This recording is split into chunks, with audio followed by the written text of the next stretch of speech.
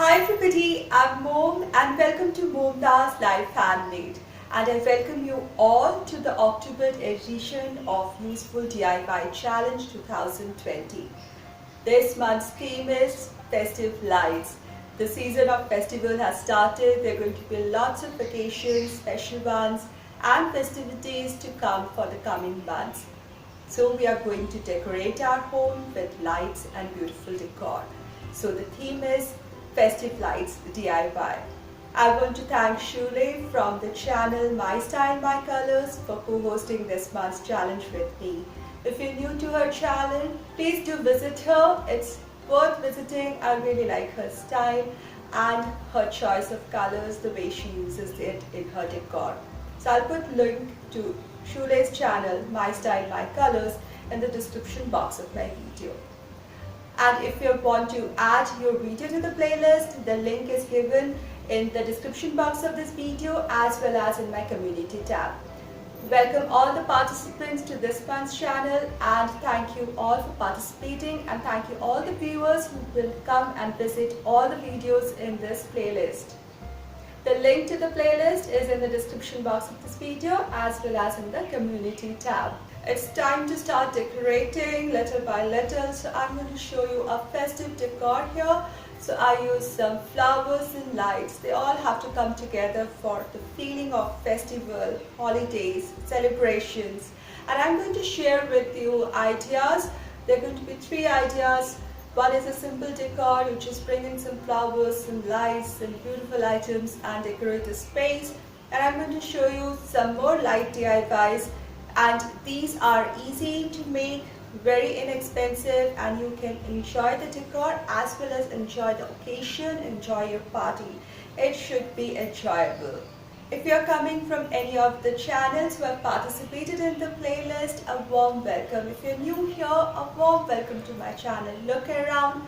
My channel is all about doing lots and lots of DIYs, high-end dupes, trash to treasures, everything related to home within budget. And if you love such content, please consider subscribing to my channel by hitting the red subscribe button given below the video, and to hit the little bell icon next to it with the ringing bell option so that you're notified each time I post my video.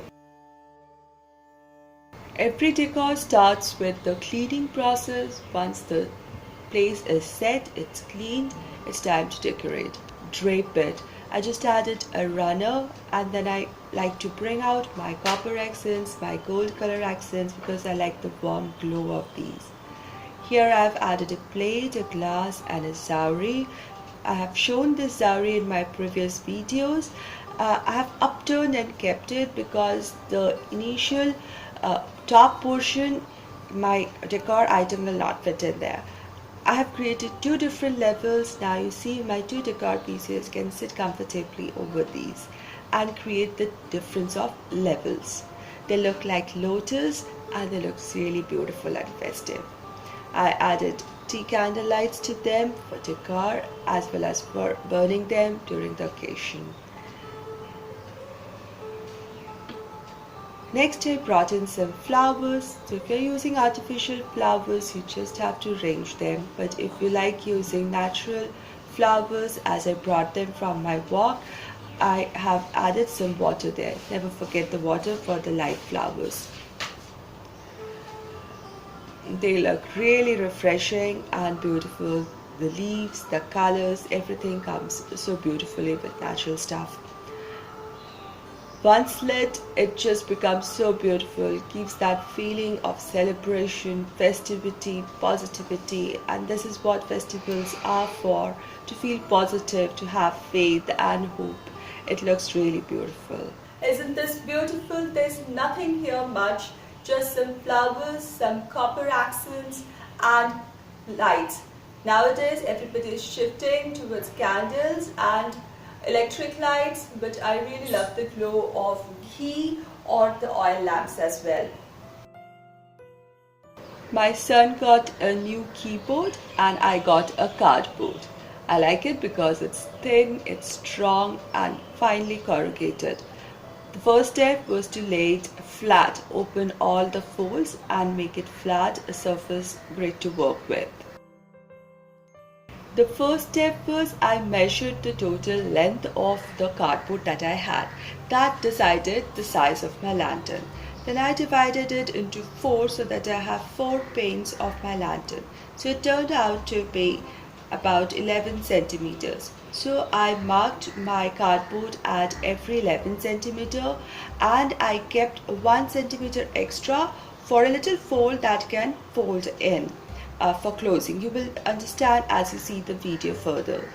Then I marked 1 centimeter inside each pane and made a rectangles. These are going to be the windows of the lantern.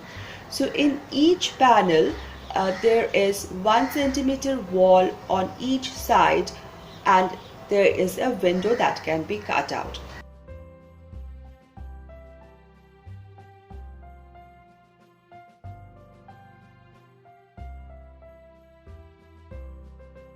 I've always said with cardboard, prefer using a sharp blade for cutting it.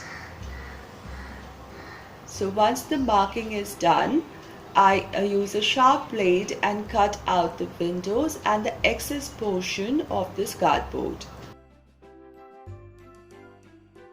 First I used a ruler to guide my knife tip, and I made those cuts into the cardboard, and next with deeper cuts using the blade I cut out these windows, and they just pop out very beautifully. Here you see me snipping off V-shaped structure from this cardboard from the part that was this excess 1 inch hanging away from the structure that I had drawn. This cutting with the scissors is not going to hamper the strength of the lantern, and therefore I've taken this out. This will help me fold the lantern and create the base and the top much easily. I'll do the same in the bottom as well as on the top portion. Next I turn my frame the other way round so that I face the side that is going to be seen, and then taking a ruler as a guide in between the panes, I placed it on that line and lightly scored it using the knife. So it's not full depth cut, it's just a light cut which will help me folding. So once all the 3 cuts were done, I turned it over, and then I can bend each frame at 90 degrees. So now you see this extra flap that will help me close it further, and the structure can be beautifully formed. The extra flap was a little extra, so I had to trim it down further, and now the frame looks complete.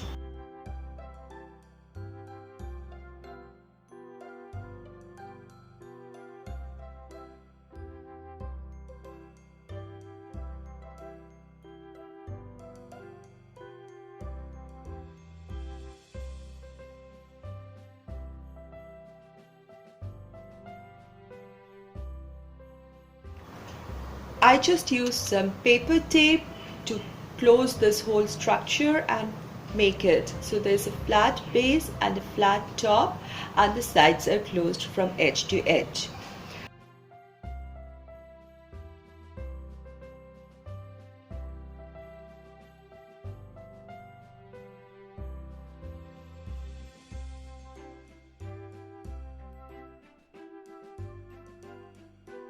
Now I committed a mistake, so learn from my mistake and don't do this. So I'm using a wax paper to cover the windows. I should have placed the wax paper before I closed my structure. Now because I did not do it, I'll have to struggle and do it now. So here you see me struggling with the wax paper. I measured it, and then I've cut off the extra, and I've added some glue onto the side pillars of this structure, and I'm struggling here to attach my wax paper or tracing paper onto this window from inside. It has to be done from inside so that it looks beautiful, and there's a matte finish to it, and a beautiful glow comes out when lit from inside. Mischief managed. I have finally managed to do this, but it would have been much easier if I had done it a step before. Next I measured the top opening part of my frame, which turned out to be 7.5 centimeters. Another cardboard I marked 9 centimeters, 9 centimeters, 9 centimeter blocks, which are 8 centimeters high, and I marked 5 centimeters on top of them right in the center so that they form this triangular shape. And then I have cut out just this frame with the tips just cut out blunt at 1 centimeter. I think the video, watching the video makes more sense than what I'm trying to say. I'm also going to cut out windows inside this rectangular pieces, again keeping 1 centimeter of framework intact along the walls of the frame. I'm going to cut this all out using a blade. I just enjoy popping these windows out of the frame. It's so much fun doing it.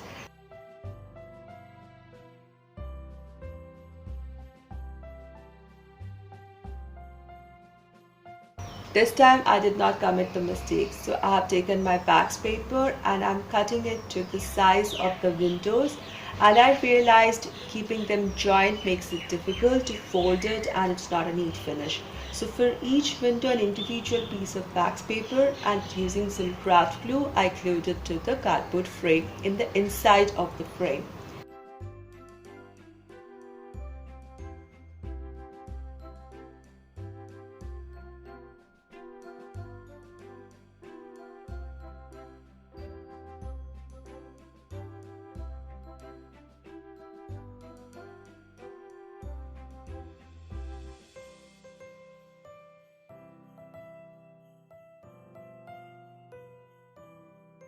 Once this was done, again the same process of scoring and folding the frame, and then I'll fix the frame using some paper tape.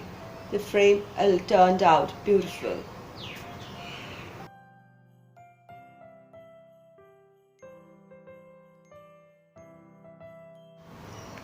Now I attached the smaller structure over the bigger structure using some paper tape again. Finally, the structure is made. Now I can either paint it using some white acrylic paint, or I can add some tissue paper, decoupage it, or use white paper to cover the frame and leave the windows as they are.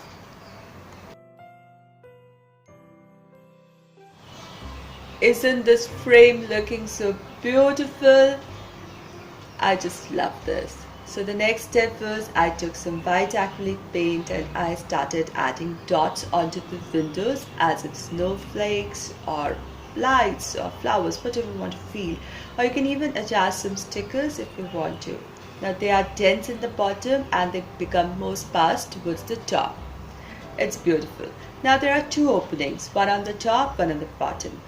The top opening can be used for hanging this lantern using a whole bulb holder, or you can place it on a table and use it as a lantern table, a table lantern, by inserting the light from the bottom of this. This just turned out so gorgeous. The glow is beautiful, the structure is beautiful. I just added some red and green to this to get that festive vibe, and it's gorgeous. The little white flakes look out even when lit up or without the lights. It just looks so beautiful and has made my space look and feel festive, positive, cheerful. I love this. The art of origami is very old art from Japan, where a paper is folded to create beautiful structures. So I'm going to create a ball here using some paper. Now one can use paper of their own choices and colors and patterns, whatever you feel like. I have taken a 6" by 6" square piece of paper to begin with. I cannot explain the steps. You just have to watch it and follow it, and once you learn it, you will just remember it and find it so easy to go ahead and do the next one. It is really fun to do.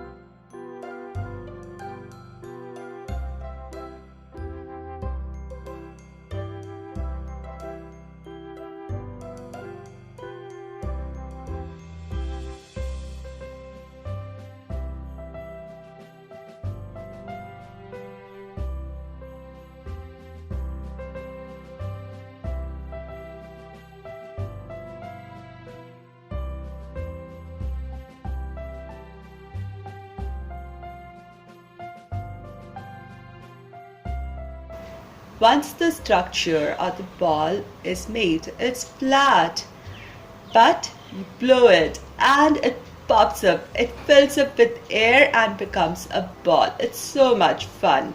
I remember playing with these balls when I was small in school. So once you have a collection of balls, you just need to take your string light or fairy light and insert the bulb inside. And when they lit up, they look so good. They look so happy and cheerful.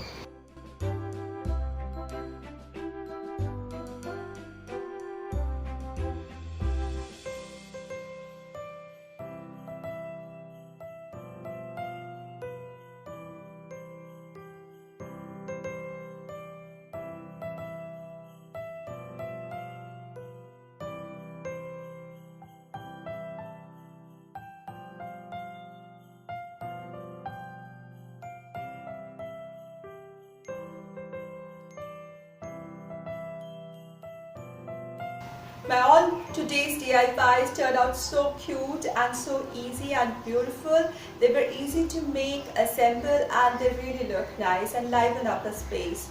Just so easy.